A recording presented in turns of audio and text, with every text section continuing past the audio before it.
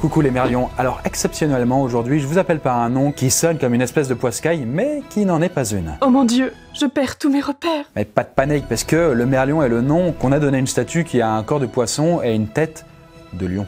Ouais, je suis pas pleinement convaincu. Bah écoute, bah les couilles quoi. En tout cas cette statue se trouve à Singapour, un état qui fait, tenez-vous bien, 7 fois Paris. On parle bien du coup d'un état, donc un pays. Donc voilà, c'est pas très grand, on va pas se le cacher. Pourtant, ce petit état a l'une des économies les plus compétitives du monde et le port de Singapour est le 3e plus grand de la Terre. Je possède des thunes, je suis à l'aise financièrement.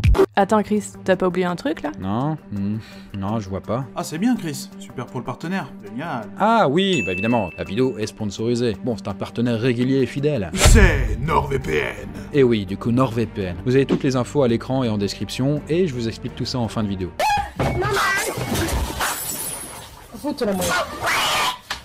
Mais Singapour est aussi l'un des pays les plus sûrs du monde, puisque là-bas le taux de criminalité est extrêmement bas. Il faut dire en même temps que le pays est pourvu d'un arsenal juridique réprimant sévèrement la moindre petite infraction. D'ailleurs, il y a là-bas une loi assez étrange, puisque dans ce pays, les chewing-gums sont interdits. Attends, de quoi?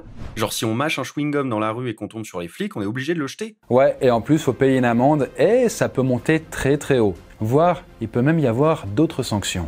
Quoi? Mais comment ça se fait? Eh bien, très bonne question. Alors, l'obéisme, un problème de santé publique? Eh bien, élucidons ce mystère en 360 secondes.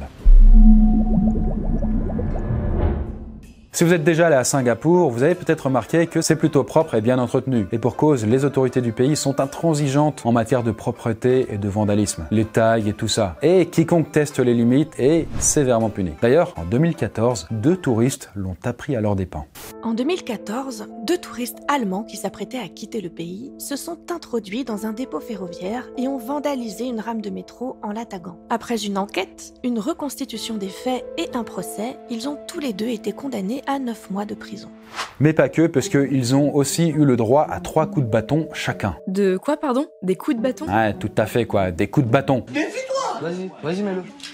Par contre, on sait pas sur quelle partie du corps ils les ont pris. Non mais attends, ça sort d'où ce châtiment? Du Moyen-Âge? Non, quand même pas. En fait, pour résoudre ce mystère, il faut fouiller un petit peu dans l'histoire du pays et remonter au début du 19e siècle. À cette époque, l'île de Singapour vient de passer sous domination britannique. On est alors en pleine période coloniale et les Anglais apportent avec eux des châtiments corporels, dont les fameux coups de bâton, qui seront maintenus même après l'indépendance de l'île en 1965. Et pour vous faire comprendre, on ne peut pas faire n'importe quoi à Singapour, eh bien je vais vous raconter une petite histoire. Il y a quelques années, on a soupçonné un homme d'avoir jeté des mégots par sa fenêtre. Seulement, il a fallu le prouver. La police a donc épluché des images de vidéosurveillance et établi qu'en l'espace de 4 jours, l'homme avait jeté très exactement 34 mégots de cigarettes par sa fenêtre. Donc voilà, c'est très précis. Pour ça, l'homme a eu le droit à une amende qui équivaut à peu près 12 800 €. Donc voilà, on déconne pas vraiment avec les déchets là-bas. Au bûcher! Ah bah, un Singapourien à Paris, ça donne un AVC. Hein. Alors ouais, c'est sûr que ce serait pas trop étonnant, parce que Paris, c'est vrai que c'est bien crade. Mais bon, concentrons-nous quand même sur les chewing-gums, parce que bon, les tags et les mégots, c'est bien beau, mais c'est de la digression. Donc, le seul moyen de mâcher un chewing-gum quand on est à Singapour, c'est de partir. Donc voilà, faut aller en Malaisie, quoi, le pays qui est juste à côté, pour en trouver. Ouais, moi j'ai un plan. Je fais le plein en Malaisie et je revends sous le manteau, comme ça je me fais un max de bifton. Bah écoute, non, ça va être compliqué, parce que d'après une légende urbaine, il est possible de ramener 2 paquets de chewing-gum avec soi et de consommer le contenu sur le territoire de Singapour. Mais si on s'en tient au texte de loi officiel, l'achat, la vente et la consommation de chewing-gum sur le territoire singapourien sont strictement interdits. Sauf si on est en voyage et qu'on ne fait que transiter par le pays. Par exemple, si vous partez de la France pour aller en Malaisie et que vous faites un arrêt à Singapour, ça va. Enfin, ça va, c'est quand même un peu vite dit, hein, parce que d'après la loi, il faut une autorisation et remplir tout un tas de critères imposés par les douanes. Si vous arrivez à Singapour et que vous allez en Malaisie sans reprendre l'avion, eh bien là, la loi dit qu'il faut S'assurer que le chewing-gum en transit par route est conduit dans un contenant, véhicule ou wagon pouvant être fermé, mis sous scellé ou pouvant être sécurisé de toute autre manière.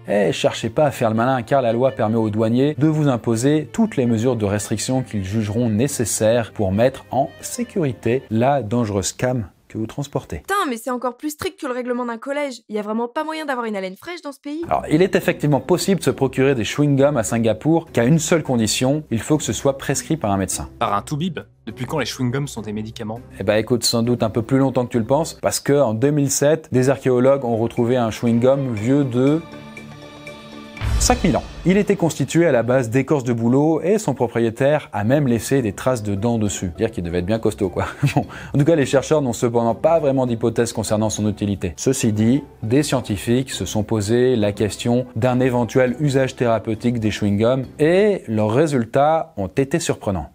En 2015, des chercheurs japonais ont mené une étude et démontré que mâcher un chewing-gum pouvait avoir des propriétés anti-stress et favoriser le travail du cerveau. Ceci peut s'expliquer par le fait que mâcher longuement augmente l'afflux sanguin vers la tête et donc vers le cerveau. Mais ce n'est pas tout. D'autres recherches ont établi que mâcher des chewing-gums pouvait réduire les reflux gastriques, réguler le système digestif suite à une opération chirurgicale et même permettre de réduire le poids. Certains chewing-gums contribuent également à l'hygiène bucco-dentaire.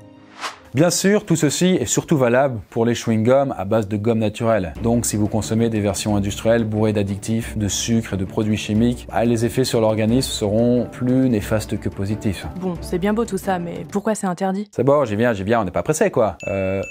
Ah si, attendez, il y a un compteur. Bon, cette histoire de chewing-gum, ça n'a pas toujours été le cas puisque la loi date de 95. Et à cette époque, Singapour avait déjà une solide réputation d'endroit très propre. Donc cracher, taguer, jeter ses déchets ou uriner dans les rues, c'était sévèrement puni. En même temps, il faut dire que le gouvernement tenait à ce que ce petit État soit un modèle pour le monde entier. Seulement, il y avait une ombre au tableau.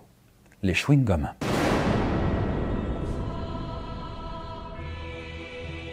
La population en consommait et se privait pas pour les jeter par terre, les coller sur les sièges dans les transports en commun ou même, parfois, sur les boutons des ascenseurs. C'est dégueulasse.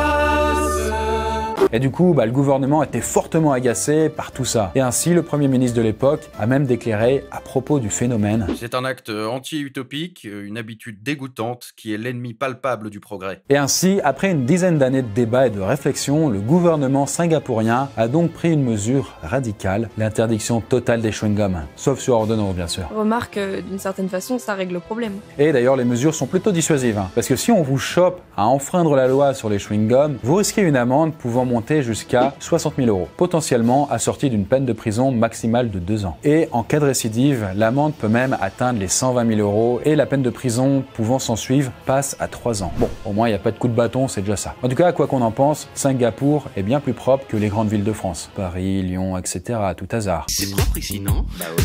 Mais si le prix d'une ville nickel-chrome est celui de la liberté, la propreté en vaut-elle vraiment le coup? Et bien voilà la Poscaille, j'espère que ça vous a plu, et comme je le disais, cette vidéo a été réalisée en partenariat avec NordVPN. Et peut-être que vous ne les connaissez pas. Ah si, on connaît, hein, pas de soucis. Ah d'accord, parfait, je vais le redire quand même. En fait, NordVPN, c'est un service qui vous permet de sécuriser votre navigation sur Internet. Vous pouvez par exemple délocaliser votre adresse IP et tromper Internet en lui faisant croire que vous êtes à, à Singapour par exemple, alors que vous êtes tranquillement chez vous en France, en train de mastiquer un malabar quoi, par exemple. Ok, mais ça sert à quoi? C'est bien que tu me poses la question, parce que déjà c'est de sécuriser ta navigation, mais aussi d'avoir accès à des trucs qui sont pas dispo dans ton pays. Par exemple, si je suis fan de The Office, mais qui n'est pas dispo sur Netflix en France. No, God! Eh bien, j'ai juste à activer NordVPN et me localiser aux États-Unis. Voilà, le tour est joué. Enfin bref, c'est dispo sur PC, Android et iOS, et en ce moment, vous pouvez profiter de 68% de réduction sur 2 ans d'abonnement, plus 4 mois gratuits. Du coup, concrètement, c'est 3,30 € par mois. Donc si ça vous intéresse, n'oubliez pas que ça permet de soutenir la chaîne et tous les projets. Vous avez 30 jours pour annuler votre abonnement si ça vous plaît pas. Sur ce, la podcast, j'ai plus qu'à vous dire à très bientôt.